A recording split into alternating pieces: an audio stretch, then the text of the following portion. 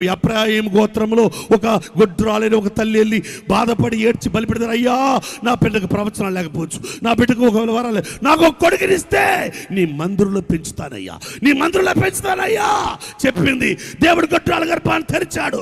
ఏలి అనే కొడుకులు చెడిపోయిన వారైనా ఆ మందిరంలోనే చెడిపోయిన కొడుకుల మధ్యలో ఆ విలువైన కొడుకుని పెడితే అన్నానన్నారు. లేక పుట్టిన కొడుకు తెచ్చి బలిపెడ దగ్గర పెట్టావు, ఏలి దగ్గర పెట్టావు. వాడి పిల్లలకి పెంచుకోవడం రాదు, నీ పిల్లల్ని ఎలా పెంచుతాడు ఏమో నాకు తెలియదు. ప్రభు మాటకు అప్పగించాను నేను, ప్రభు మాటకు అప్పగించాను. అతడు ఈరోజు ప్రపంచ రాజ్యాంగ నిర్మాత. తల్లి మాట విన్నవాడు, కుటుంబ ప్రాంతంలో ఉన్నవాడు, బలిపీఠ దగ్గర గడిపినవాడు, నీ కడుపులో ఉండగా ప్రవచనాలు వస్తే కాదు, బతుకుండగా నీ పిల్లలకు చెప్పాలి. కుటుంబ ప్రాంతాలు ఉన్నాయంటారా? మరలా కోల్పోయిన కుటుంబ ప్రాంతాలు లేవాలి.